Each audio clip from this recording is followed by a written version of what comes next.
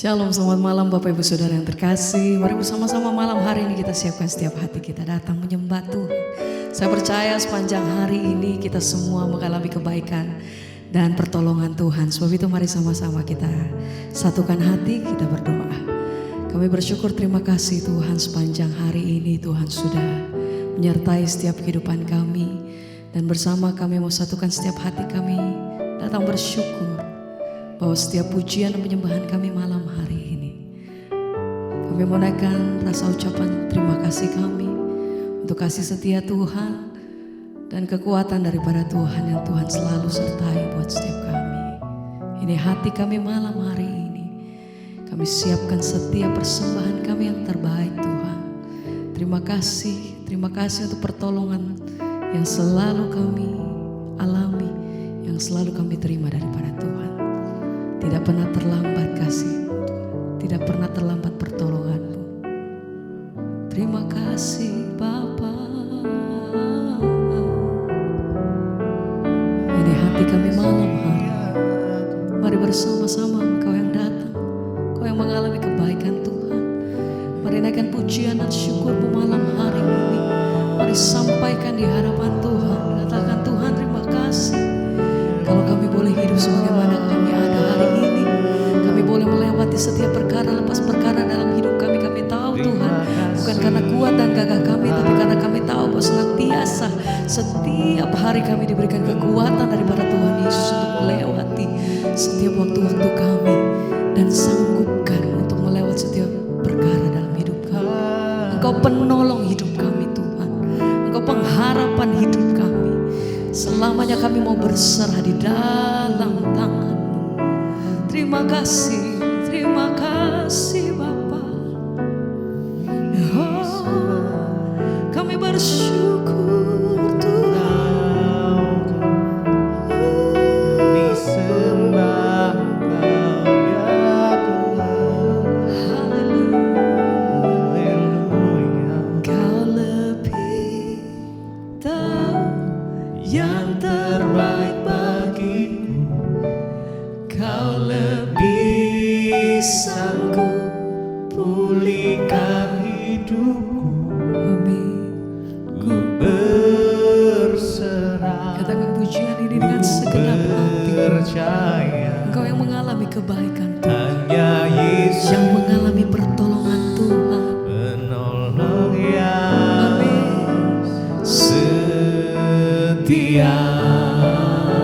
Kau lebih tahu, Kau Lebih tahu yang terbaik ini setiap bagiku. pernyataan kami malam hari Kau ini Tuhan. lebih sanggup pulihkan hidupku, Kami berserah, berserah. kami percaya. Oh, Hanya Yesus hanya Yesus penolong yang setia. Sekali lagi bersama-sama mari Kau yang percaya.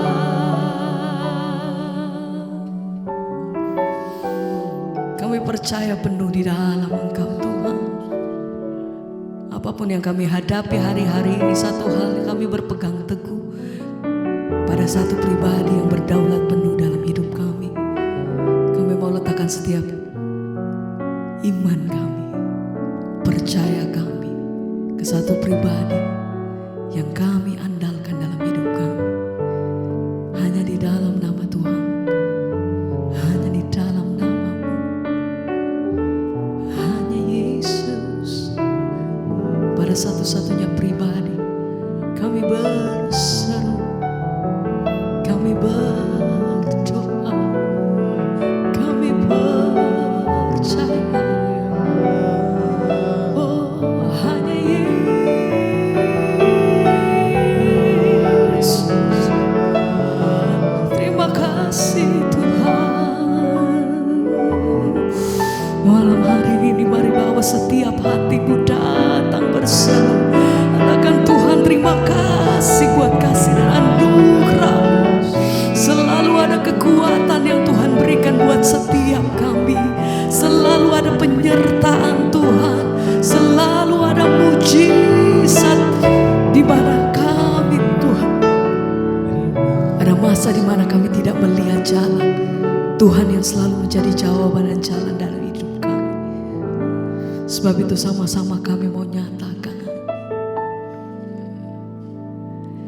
Yesus, padamu ku berseru, Kaulah penyelamatku, terpujilah Kau Tuhan.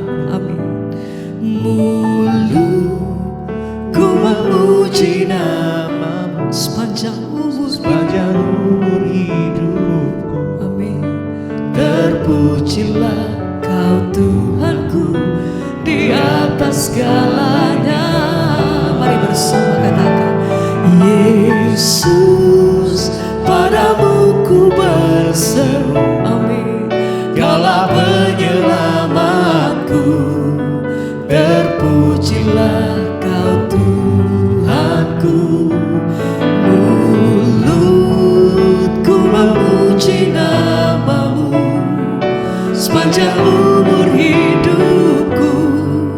Terpujilah Kau Tuhanku di atas segalanya. Mari bersama dengan iman sama-sama katakan, Yesus, padamu ku berseru, Kaulah penyelamatku, terpujilah Kau Tuhanku. Mulutku memuji sepanjang umur hidupku. Terpujilah Tuhan. Amin. Sama-sama mari nyatakan, Yesus, padamu ku berseru, Kaulah penyelamatku, terpujilah Kau Tuhanku. Mulutku memuji nama-Mu Sepanjang Amin. Tuhan, terpujilah Kau Tuhanku di atas segalanya. Sekali lagi bersama, Yesus, Padamu ku berseru, amin. Kaulah penyelamatku, Terpujilah terpujilah Kau Tuhanku. Mulutku memuji nama-Mu sepanjang umur hidupku. terpujilah Kau Tuhanku di atas segalanya.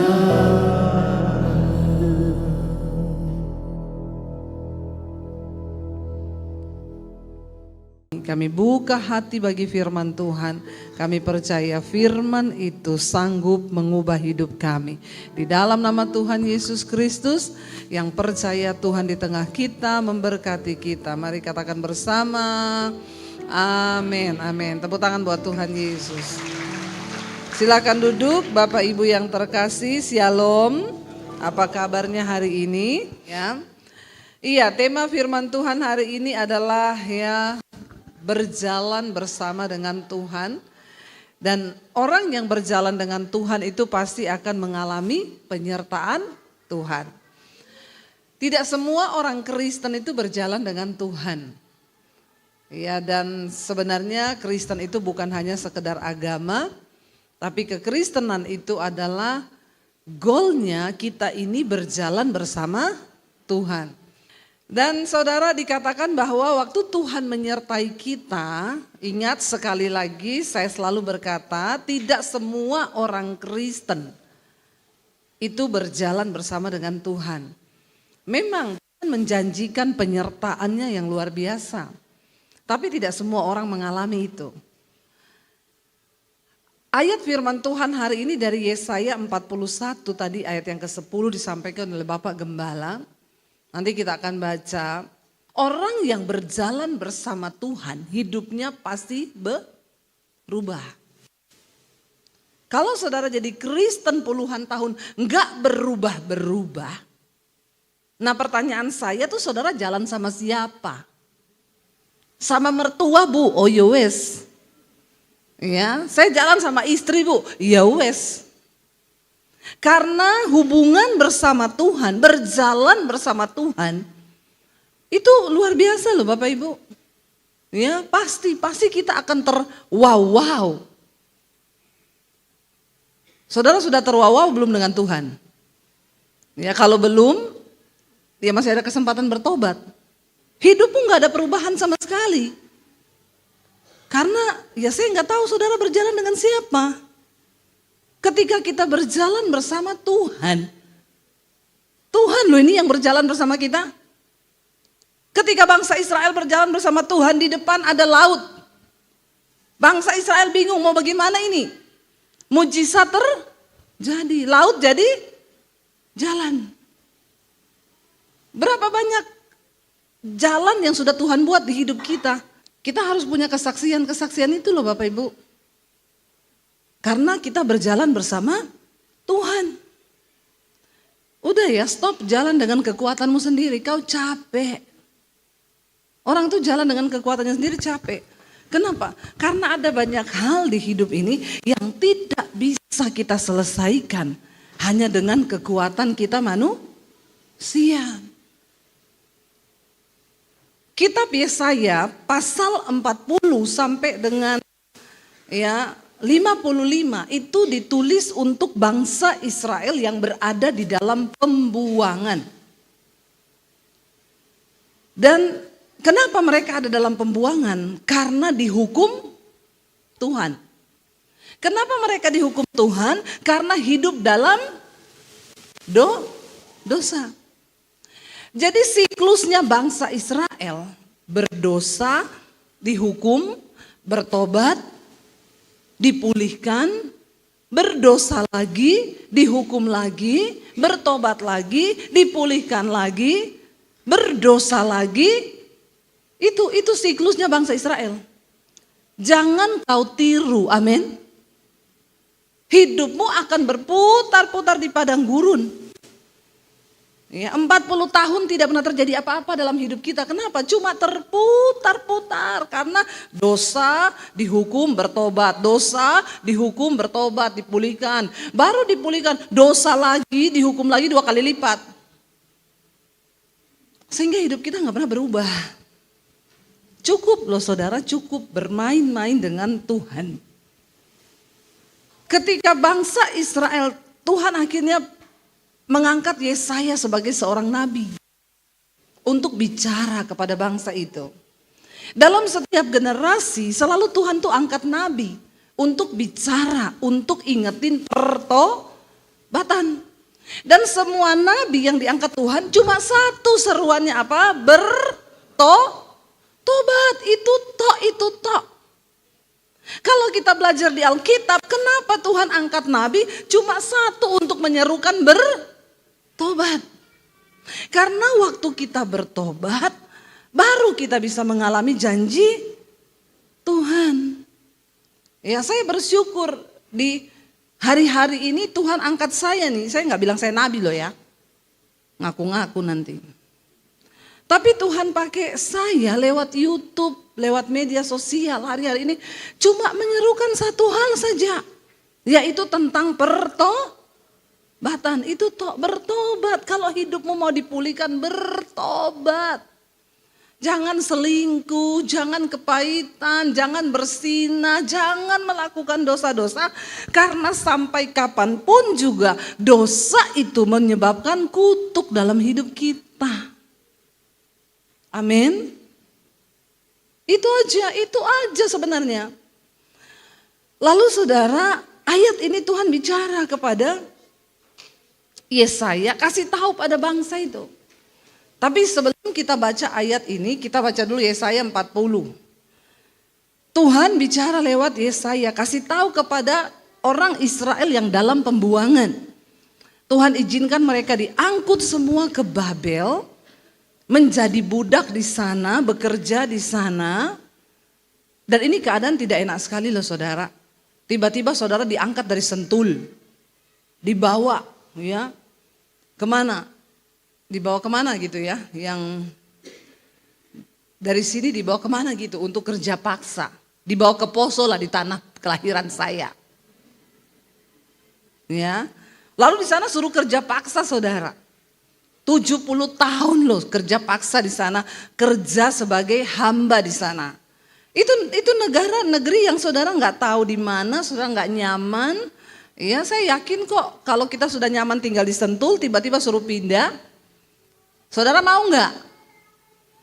Ya, ibu-ibu sudah nyaman di rumah, suruh-suruh, jangankan pindah. Ya, ibu-ibu itu kalau suruh pergi nginep di rumah anak, ya benar nggak? Mau sekaya apapun rumah anaknya, ya banyak ibu-ibu yang tidak betah. Kenapa? Ya karena di rumah dia sudah punya kegiatan tiap hari, dia bangun, dia urus ini urus itu. Kalau di rumah orang kan tidak betah. Bayangkan bangsa Israel, karena mereka berbuat dosa, mereka dihukum Tuhan, dibawa dalam pembuangan di Babel, hidupnya terkutuk. Lalu karena mereka bertobat di sana, mereka berseru kepada Tuhan. Tuhan suruh bilang lewat Nabi Yesaya, baca pasal 40 ayat yang pertama. Baca sama-sama, hiburkanlah umatku, demikianlah firman Tuhan. Tenangkanlah hati Yerusalem dan serukanlah kepadanya bahwa apa? Perhambaannya sudah berakhir dan apa? Bahwa kesalahannya telah diampuni sebab ia telah menerima hukuman di tangan Tuhan berapa kali? 2 kali lipat karena segala dosanya. Tuhan itu murka karena dosa. Tapi tidak selama-lamanya dia murka. Waktu kita bertobat, ada belas kasihan Tuhan. Waktu bangsa Israel bertobat di pembuangan, Tuhan menyatakan belas kasihannya. Dia bilang lewat Nabi Yesaya, pergi sampaikan kepada umatku itu, ya, hiburkanlah mereka, kasih tahu pada mereka, tenangkan hati mereka. Ini mereka dalam keadaan tanpa pengharapan, hidupnya susah, tidak ada perubahan nasib. Mereka bekerja sebagai hamba di sana. Lalu saudara, Tuhan bilang Yesaya, hiburkan mereka, tenangkan hati mereka, bilang sama mereka, serukan kepada mereka bahwa perhambaannya sudah berakhir. Kesalahannya sudah diampuni. Karena apa? Karena mereka sudah menerima hukuman dari tangan Tuhan berapa kali lipat? 2 kali lipat. Saya harus menjelaskan ini kepada saudara karena banyak orang Kristen sekarang sudah beranggapan kasih karunia hidup ini. Biar dia berdosa, biar dia selingkuh, biar dia bersinah, biar dia melakukan apapun, pokoknya kasih karunia. Lu siapa? Hello? Tuhan tidak berubah. Sifatnya tetap sama. Dia benci dosa. Nggak bisa menyatu, dosa dengan Tuhan tuh nggak bisa nyatu. Kayak minyak sama air, nggak bisa nyatu. Jadi kalau saudara terus berdosa, ya nggak bisa harapkan Tuhan berjalan dengan kita. Nggak mungkin itu terjadi. Dia suruh Yesaya kasih tahu, aku sudah ampuni kesalahannya. Karena sudah dibayar dengan hukuman 2 kali lipat. Saya nggak mau Tuhan bayar harga 2 kali lipat. Aku nggak mau. Hidup terkutuk, hidup berat, begitu saja. Karena tidak menghormati Tuhan. Nggak mau saya. Mending jadi anak yang denger-dengeran sama Tuhan. Kita denger-dengeran sama orang tua kita seneng kok. Amin. Ya, apalagi Tuhan. Kalau kita mau jadi anak yang denger-dengeran, dia seneng. Lalu dikatakan kepada Yesaya, kasih tahu sama anak-anakku. Masa perhambaannya akan berakhir. Mereka akan segera dilepaskan. Karena dikatakan, aku akan membangkitkan seseorang yang akan datang untuk membebaskan mereka. Ini juga gambaran tentang Yesus Kristus. Kita tadinya hidup diperhamba oleh dosa, tapi dibangkitkan dari keturunan Daud. Ya, Yesus Kristus datang untuk membebaskan kita. Jadi perjanjian lama itu semua merupakan gambaran dari perjanjian baru. Nggak bisa dipisah. Nggak ada pengkhotbah bilang begini, itu Bu Debbie Basir jangan didengar. Itu pendeta perjanjian lama. Pret kau. Kenapa bisa ada pendeta memisah-misahkan perjanjian lama dan perjanjian baru? Justru dari perjanjian lama lah saya belajar tentang sifat Tuhan. Saya belajar tentang Allah yang kudus itu. Saya belajar tentang hukum-hukum Tuhan itu dari perjanjian lama. Tapi memang tidak ada seorang pun yang bisa diselamatkan kalau hanya melakukan hukum Taurat. Karena yang mampu, tidak ada yang mampu. Kita ini tiap hari berdosa. Makanya Yesus datang bukan supaya itu saudara hidup bebas bermain-main dengan dosa, bukan. Oh, darahnya tercurah. Aku bikin dosa hari ini, nanti minta ampun dikuduskan lagi dengan darahnya. Emang kau siapa? Hello? Kok sembarangan sekali ya menghargai darah Kristus itu? Yesus datang mencurahkan darahnya untuk menghapus dosa yang tidak bisa dihapus dengan apapun juga. Kecuali darah Kristus itu. Karena Tuhan tahu kita ini akan terus berbuat dosa. Saya masih berdosa nggak sekarang? Masih. Tapi saya enggak terikat dalam dosa. Saya masih bisa marah. Ketika saya jengkel sama orang, saya lagi khotbah di sini saudara nggak konsen, saya jengkel loh. Tuh orang sana malah bisik-bisikan. Nah, ini saya berdosa nih. Walaupun saya lagi di mimbar. Karena hati saya sudah tidak enak lihat saudara itu tidak menghormati firman. Tapi untuk itu darah Yesus itu ada untuk dosa-dosa yang tidak kita sengaja. Bukan berarti saudara berdosa lalu Tuhan ampuni aku, darahmu tersedia bagiku. Ya, engkau menyalibkan Kristus lagi di dalam hatimu. Dan tidak ada lagi darah untuk menghapus dosa itu kalau kau dengan sengaja bermain-main dengan dosa.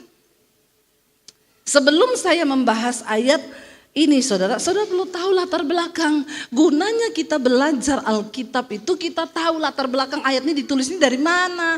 Karena saya tahu ayat Yesaya 41 ayat 10 ini distabilo orange oleh semua orang Kristen. Boleh ditayangkan.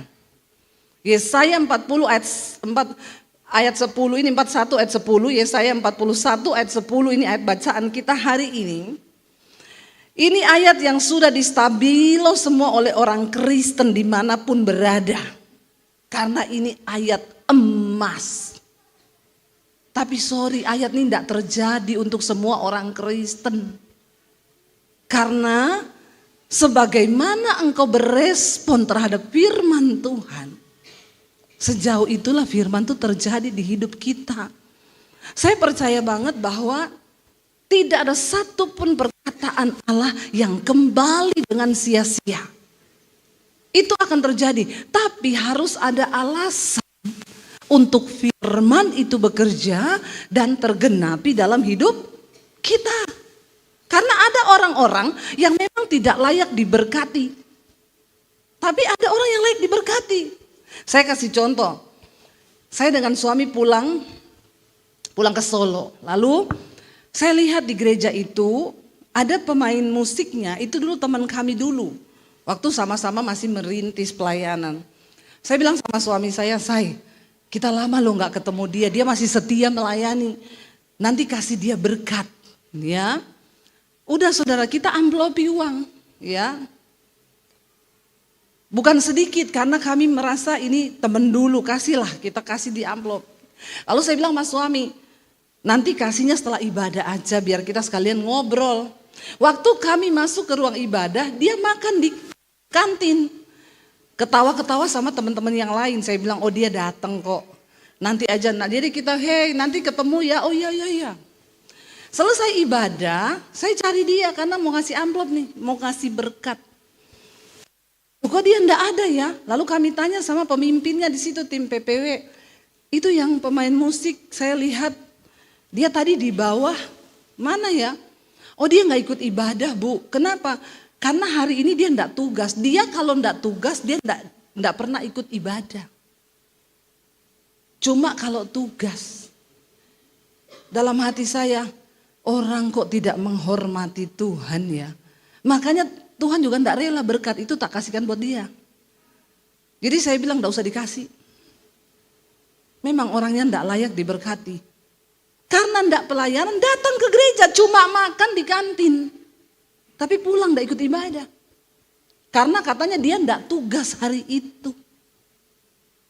Model-model begini biar kau pelayanan siang malam, biar kau percuma. Tidak akan diberkati hidupmu karena kau tidak berjalan bersama Tuhan.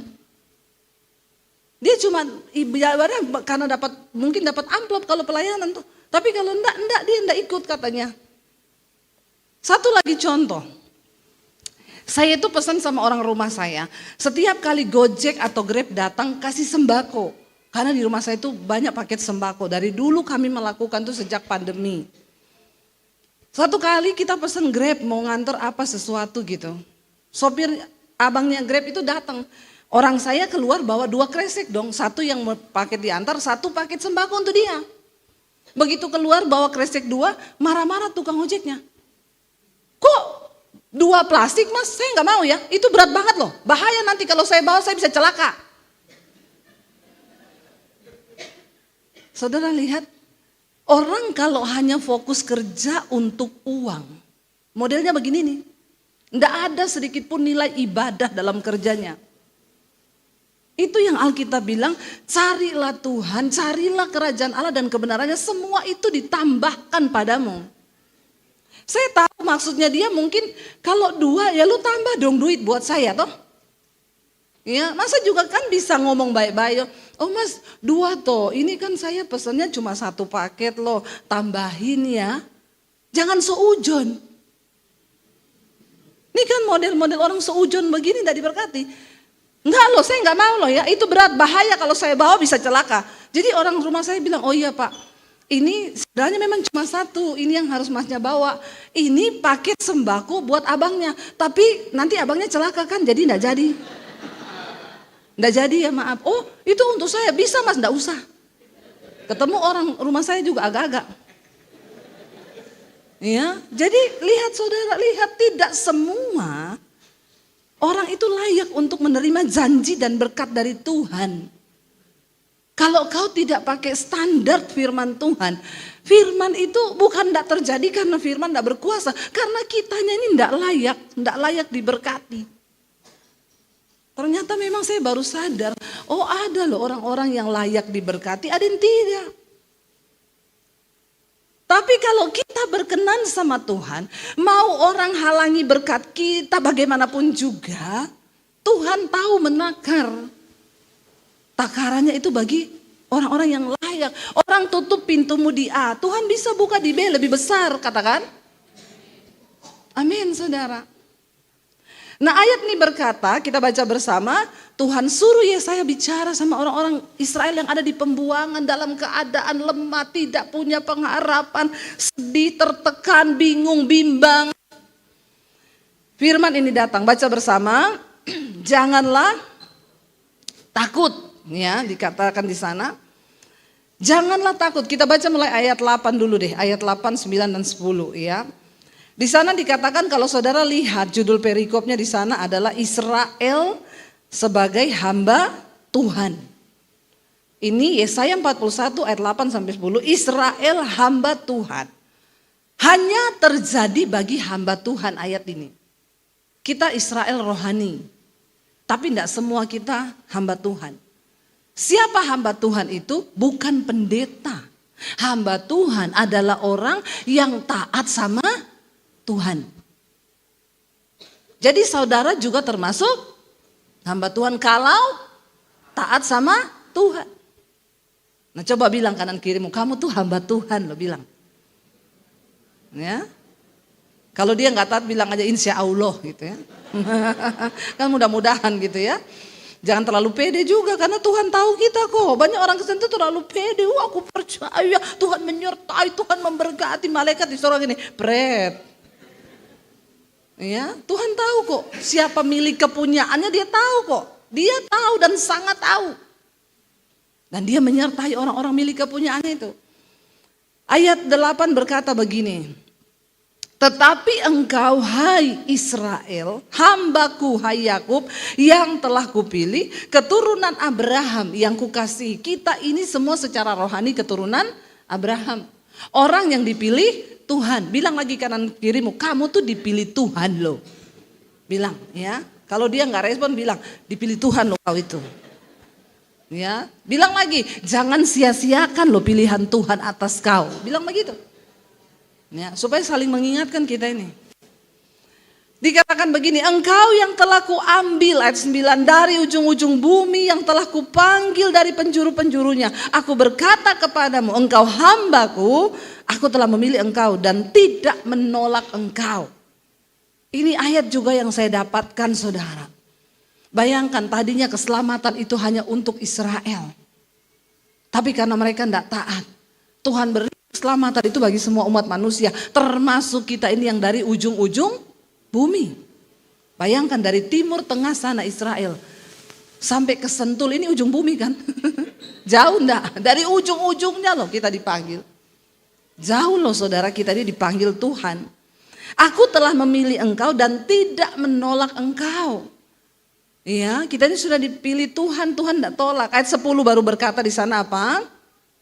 Janganlah takut, sebab aku menyertai engkau. Janganlah bimbang, sebab aku ini Allahmu. Aku akan meneguhkan, bahkan menolong engkau. Aku akan memegang engkau dengan tangan kananku yang membawa kepada kemenangan. Wow enggak? Wow, ini berjalan bersama Tuhan. Yang pertama, jangan takut. Karena orang yang takut pasti tidak percaya Tuhan. Waktu kau takut berarti engkau sedang tidak percaya Tuhan. Orang yang takut berarti sedang tidak beriman. Jadi jangan takut. Apapun keadaan kita, belajar untuk mempercayai Tuhan lebih dari ketakutan kita. Percaya saja. Saya ingat waktu pesawat rusak kita berangkat ke Israel. Suami saya harus menemani 118 orang waktu itu, rombongan dari Jakarta. Saya sudah ada di aman di Jordan karena kelebihan penumpang. Di pesawat nggak ada seat, saya temani beberapa orang naik pesawat lain. Waktu itu, saudara sudah dengar mungkin kesaksiannya, pesawatnya sudah mau terbang, ada satu peserta saya sakit. Dia tiba-tiba kayak asam lambung, ditusuk mahnya, dia kesakitan. Sampai ditanya, ibu memang ada asam lambung? Enggak pernah saya sakit seperti ini, baru kali ini saya tuh sakit seperti ini. Akhirnya diberi waktu 15 menit. Sudah selesai, pilot datang pramugari, bu kita tidak bisa tunggu ibu. Ini pintu harus segera ditutup karena kami harus terbang. Sudah telat 15 menit karena ibu. Suaminya memohon, jangan pak, tolong pak, kalau saya istri saya turun, anak saya pun turun, kehilangan uang ini 3 orang. Lalu pilotnya bilang kita tambah 15 menit, kalau tidak semua ibu harus turun, pintu harus ditutup. Begitu setengah jam lebih saudara, pilot datang lagi, gimana bu udah sembuh belum? Belum, masih sakit. Pilot bilang turun, pintu ditutup. Waktu ibu ini mau berdiri, tiba-tiba dia bilang, sembuh aku sembuh. Semua bingung, enggak mungkin loh. Ibu jangan ngaku-ngaku sembuh ya, jangan bikin masalah di udara nanti. Aku sembuh. Beneran? Iya bener kayak diangkat sakitku tuh enggak ada. Oke, kalau hitungan 1 sampai 10 ibu di posisi mana? 8. Oke, berarti bisa berangkat. Oke, pintu ditutup. Begitu mau jalan mesin pesawat mati. Mogok pesawatnya. Dicoba hidupin, enggak hidup-hidup. Dicoba hidupin, enggak hidup-hidup. Akhirnya diumumin. Bukan ibu itu yang turun, semua penumpang harus turun. Kenapa? Karena dinyatakan pesawat error system. Bayangkan kalau sudah terbang setengah jam yang lalu, maka semuanya landing di laut. Memang memang Tuhan itu turut bekerja dalam segala. Jadi kemarin yang mati-mati itu sudah waktunya mati. Tidak usah salahin burung. Burung itu cuma cara. Iya enggak? Iya. Waktu yang pesawat Aljazair jatuh, yang meninggal itu yang di tengah-tengah kan. Yang depan sama belakang enggak mati. Jadi para peneliti berkata, mereka mau teliti kalau duduk di pesawat di bagian mana itu yang aman, enggak mati. Besoknya jeju, masalah mati semua. Enggak usah kau cari-cari tempat aman mau duduk di mana. Paling aman tuh dekat Tuhan. Kalau saya melihat itu sudah waktunya. Makanya jangan terlalu percaya dengan omongan yang kelihatannya positif tapi menyesatkan. Saya melihat di Instagram, berolahraga 1 jam terbukti menambah umur 3 menit. Terus semua orang rajin olahraga, kalau gitu aku 10 jam biar tambah 30 pret. Ya, itu atlet olahraga mati ketiban alat berat. Masih muda, ototnya kering, nggak ada lemak. Jadi jangan menggeser imanmu selain pada Tuhan. Amin. Lalu akhirnya saudara semua penumpang turun itu. Mereka diinapkan di hotel. Nginep 1 malam lebih saudara. Akhirnya besok dinyatakan besok pesawatnya berangkat karena teknisi dari negara pesawat itu didatangkan. Dia perbaiki sistem komputerisasinya terus bisa hidup. Akhirnya kita berangkat besok saudara. Semua senang tapi karena ada 1 orang yang takut dan menyebar roh ketakutan. Dia cuma bilang begini, kita berangkat pakai pesawat yang sama loh. Komputer kalau dibenerin kan bisa 2-3 kali tuh errornya. Apalagi kalau ada virus kan bisa habis diperbaiki mati lagi tuh. Lalu cuma kata-kata 1 itu menyebarkan roh ketakutan. Sampai yang lain gini, Pak ini kita nekat berangkat. Lah ini mau menenangkan 118 orang ini. Ya, untung suami saya seperti Musa. Saya baru mengerti hari itu kenapa Tuhan suruh saya berangkat duluan. Kalau saya tidak berangkat hari itu saya bubarin itu grup. Bener, emosi saya. Mereka itu, ini gimana loh? Ada yang telepon saya di Jordan. Bu, ibu yakin ini peserta ibu semua berangkat dengan pesawat yang sama? Minta dong kita ganti pesawat. Ya kita nggak bisa ya. Saya nih kebetulan bukan komisaris dari penerbangan itu ya. Saya nggak bisa urus begitu. Ya kita berserah sama Tuhan saja Bu. Berserah sama Tuhan, berserah sama Tuhan. Ibu jamin nggak itu pesawat nggak rusak lagi? Saya bilang, Bu kamu pikir juga saya mau pesawat itu rusak? Kalau rusak mati ada suami dan 3 anakku di situ. Kau pikir juga saya mau jadi janda? Mikir. Kalau kau takut nggak usah berangkat. Akhirnya yang takut mundur saudara. Ya itu bapak yang istrinya sakit. Tuhan pakai kan istrinya sakit 1/2 jam itu. Untuk bikin delay enggak pesawat itu terbang. Karena Tuhan tahu 1/2 jam lagi mati di mesin.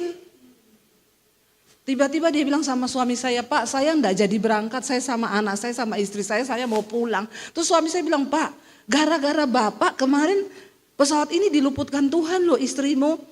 Kemarin bapak suruh pulang enggak mau. Sekarang kenapa mau pulang? Saya takut Pak, enggak berani saya. Terus suami saya bilang, jangan takut Pak, hidup mati kita di tangan Tuhan. Ya saya cuma kirim video aja singkat di grup. Saya bilang begini, hidup mati di tangan Tuhan. Biar kau pulang kalau sudah waktunya kau mati, kau kepleset di kamar mandi, kau mati juga. Ternyata kata-kata itu menghidupkan iman sebagian orang. Iya betul juga ya, kalau belum mati enggak mati. Akhirnya saudara, bapak itu suami saya bilang, Pak saya berdoa buat bapak boleh? Iya Pak doakan saya. Tadinya dia udah mau pamit toh.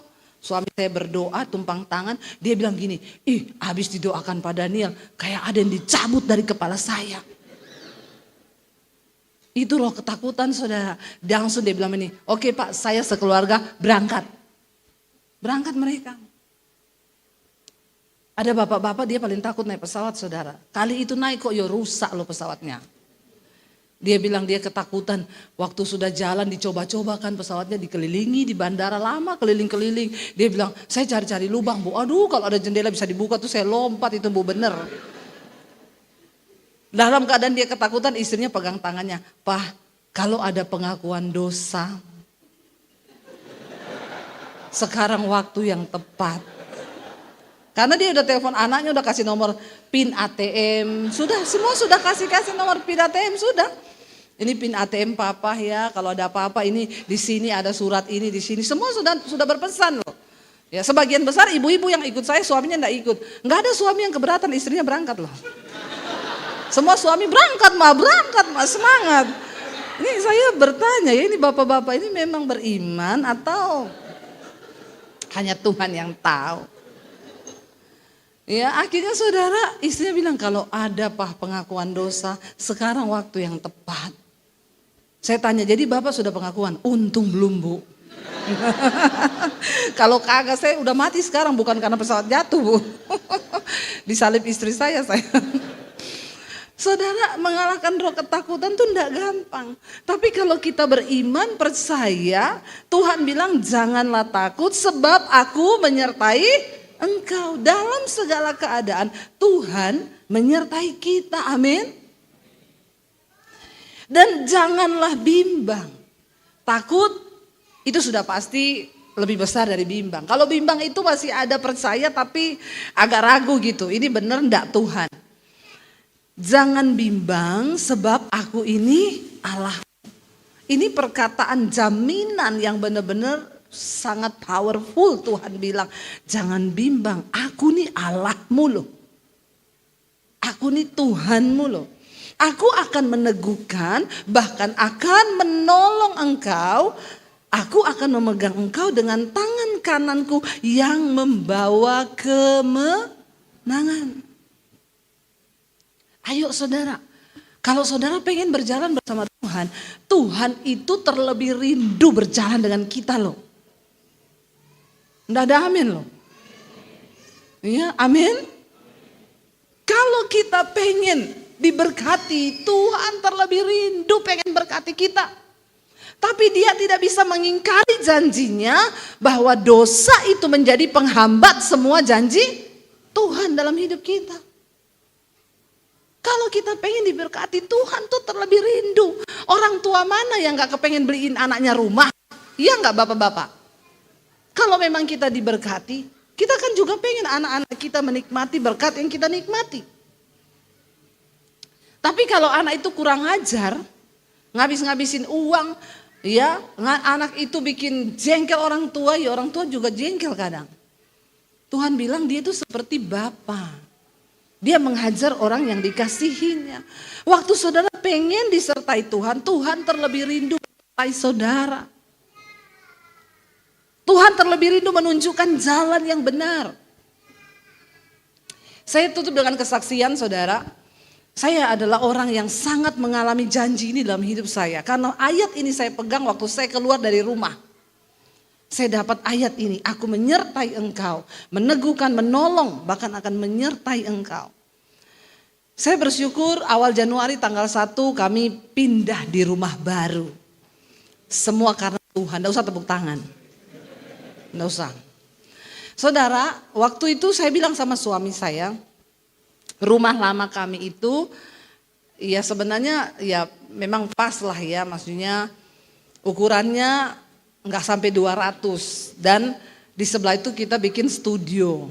Di situ juga merangkap studio, kantor, tempat sembako. Jadi saya kalau masuk rumah itu enggak bisa jalan. Begitu buka pintu rumah jalannya begini, sembako semua, kanan kiri tuh. Jadi saya bilang sama suami gini, boleh kali ya kita berdoa yuk beli rumah yang agak besaran dikit untuk kita benar-benar family. Enggak usah dicampur sama studio sama ini. Suami saya bilang ya berdoa, iya kita tanya Tuhan. Di waktu yang sama saya juga bergumul mau beli tanah di samping sekolah misi saya di Bandungan. Ditawari, Bu ini ada tanah. Saya pikir iya saya mau beli untuk anak-anak sekolah misi itu kalau mau berkebun lebih besar, mau beternak ayam juga bisa di situ. Saya gumuli. Tiba-tiba yang kasih kita tanah di sekolah misi itu tanya sama saya, Bu, saya dengar ibu mau beli tanah sebelah di sekolah. Iya. Mau buat apa? Ya buat anak-anak lah Pak, mau buat ternak atau apa. Terus dia bilang gini, Bu, ibu jangan beli itu, saya yang mau beli Bu. Karena saya dapat visi mau bikin panti di situ. Ya mungkin nanti ada orang-orang tua yang gak punya rumah di masa tua, pendeta-pendeta yang sudah tua, nanti mau saya taruh di situ. Saya bilang Bapak beli yang bagian belakang aja Pak, itu sudah saya tawar soalnya. Jangan Pak, itu saya aja Bapak yang belakang. Dia bilang ya udah Ibu berdoa lagi loh Bu, tanya Tuhan. Dalam hati saya ya pasti Tuhan kasih saya lah, udah lama saya tawar tanah itu. Ya udah, jadi saya pergumulan tuh dua, mau beli rumah sama mau beli tanah itu. Tiba-tiba saya ditelepon sama Pak Rudi Tanu, ya kakaknya Hari Tanu, dia bilang, Bu, Ibu ingat toh dulu Pak Amos Jaratnam pernah menubuatkan Ibu sama suami di Jakarta bahwa waktu itu kita sudah mau mundur, mau pulang ke Solo. 13 tahun lalu di Jakarta. Lalu Pak Amos menubuatkan kita, jangan mundur satu langkah pun, aku akan beri pekerjaan perkara besar buat kalian di Jakarta ini. Tapi waktu itu, waduh gak mungkin lah. Dan itu terjadi setelah 13 tahun. Benar-benar Tuhan menepati semua omongannya Pak Amos itu terjadi hari ini dalam pelayanan kami. Jadi Pak Rudi bilang, kalau Ibu mau, saya ini mau ngajak dia makan malam. Ibu mau nggak cerita sama dia dong, bersaksi bahwa nubuatannya terjadi. Oh ya oke Pak, oke. Kami makan malam bersama. Setelah itu saya bersaksi sama dia. Saya nggak minta didoakan saudara, mau pulang. Pak Amos bilang, saya mau berdoa buat kalian berdua. Waktu dia berdoa buat kami saudara, doanya itu biasa banget, nggak pakai bahasa roh sampai langit ketujuh, enggak. Tuhan tuh nggak usah direkayasa lah ya, kalau dia mau bicara dengan kepentingannya, dia bicara. Tiba-tiba Pak Amos bilang begini, saya lihat ya, Tuhan kasih tahu Ibu sedang menggumuli sebidang tanah. Kan saya nggak cerita sama dia. Tapi Bu, bukan Ibu yang beli tanah itu. Itu orang lain yang akan beli dan di situ nanti akan ada panti. Ih, saya merinding loh saudara. Langsung loh ya. Tapi jangan saudara ikut-ikutan ya, kalau gitu saya minta dong dinubuatin dong. Ya terus kita jadikan pendeta dukun ya. Ya, jangan salah, kalau Tuhan tidak berkepentingan. Kalau saudara datang, Pak saya mau dinubuatin, bertobatlah kau banyak dosa begini. Nah, itu terjadi nanti ya begitu.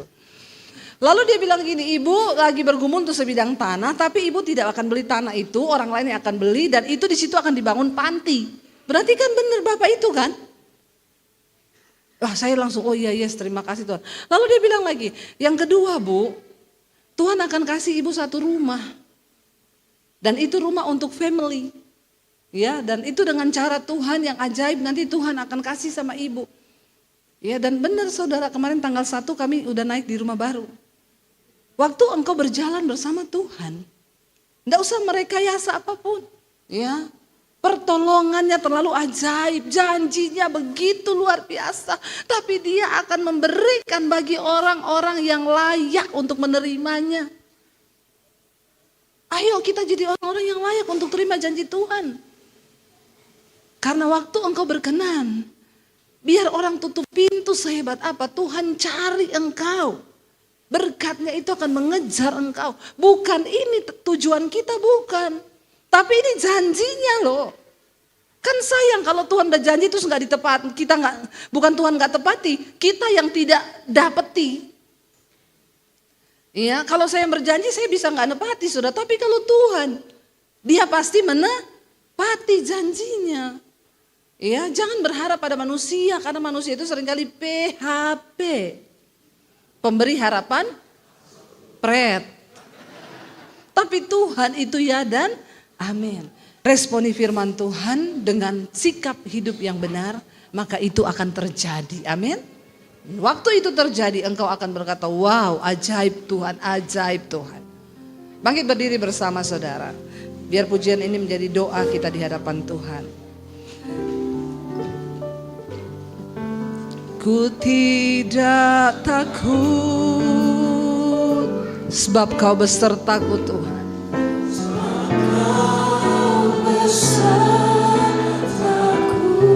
Ku tidak bimbang, sebab engkau Allahku. Amin. Yes Lord. Sebab engkau Allahku, engkau meneguhkanku bahkan menolongku. Meneguhkanku bahkan menolongku.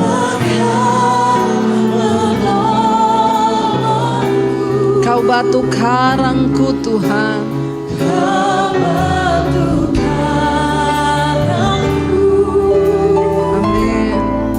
Yesus Tuhan. Sekali lagi saudara katakan, ku tidak takut. Ku tidak takut, sebab Engkau beserta kami Tuhan. Itu janji-Mu. Amin. Ku tidak bimbang, sebab Engkau Allahku. Katakan dengan iman saudara, Engkau meneguhkanku, bahkan menolongku Tuhan. Kau batu karangku, Kau batu karangku. Yesus Tuhan, Yesus memegangku,